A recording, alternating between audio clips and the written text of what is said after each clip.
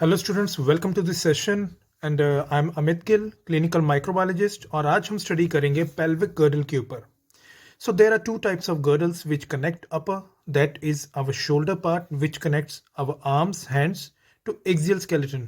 Another is lower girdle which connects our legs, known as pelvic girdle.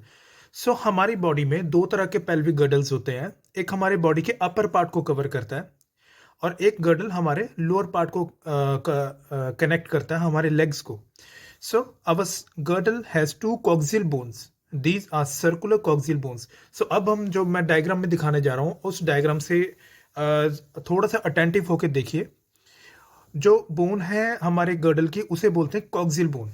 So these coccygeal bones are connected to the centre bone known as the sacrum. अब जो centre में आपको bone diagram में नजर आ रही है उसे हम बोलते हैं सेक्रम बोन।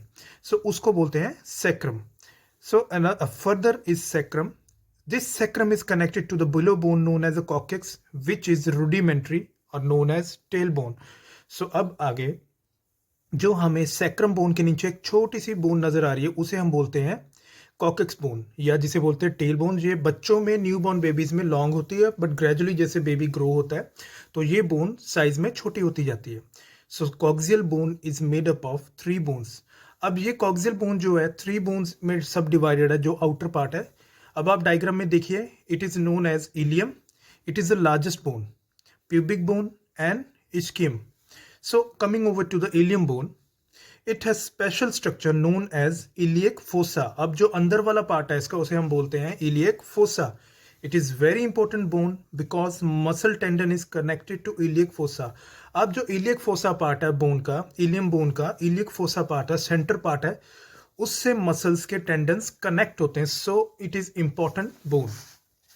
अब नेक्स्ट हम आते हैं प्यूबिक बोन पे।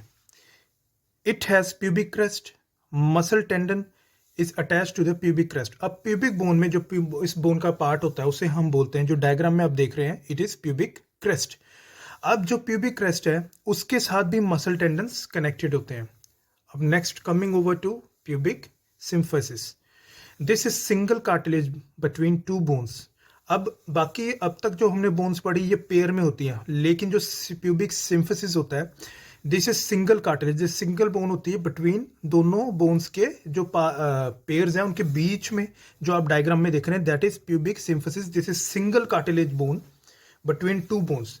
This is very important because this is very flexible. This flexibility is more in females in comparison to the male. अब जो प्यूबिक सिम्फिसिस कार्टिलेज बोन है इसकी फ्लेक्सिबिलिटी बहुत होती है फीमेल्स में कंपेरेटिव टू मेल्स, क्योंकि फीमेल्स में बेबी को डिलीवरी करने के लिए बाय नेचर ये बोन फ्लेक्सिबल होती है।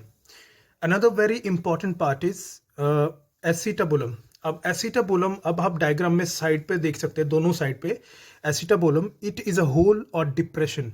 अब ये एक मोरी टाइप, एक डिप्रेशन टाइप, एक डिप्रेशन होता है एक ऐसा जिसके अंदर थाइज कनेक्टेड होते हैं इसमें, in which legs are attached to it. So acetabulum is the portion to which legs are attached. So जैसे कि आप एक डॉल को देखते हैं, जब हम डॉल एक देखते हैं, डॉल के जब टांगे निकल जाती हैं, बाजुएं निकल जाती हैं, तो उसमें एक होल होता है जिसमें लेग्स कनेक्टेड होती हैं।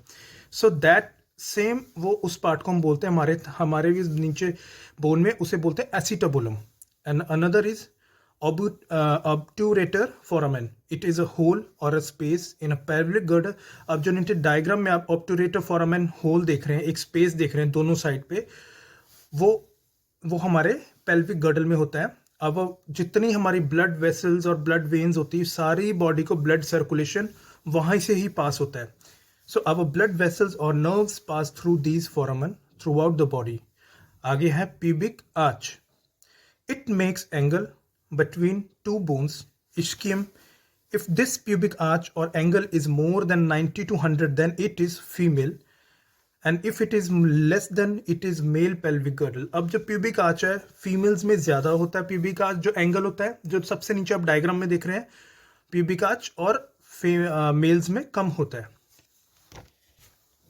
अब हम फंक्शंस पे आते हैं, functions of pelvic girdle. So pelvic girdle supports the posterior region of the trunk. अब जो pelvic girdle है हमारे ट्रंक रीजन को, हमारे ट्रंक के फ्रंट रीजन को सपोर्ट करता है।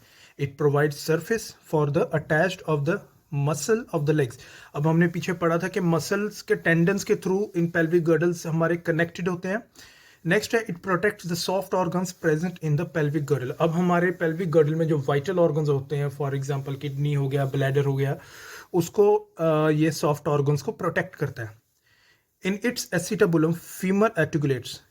सो इस एसिटाबुलम जो कैविटी होती है या होल होता है या डिप्रेशन होता है, उसमें लेग्स हमारी कनेक्टेड होती हैं। So thank you students and God bless you.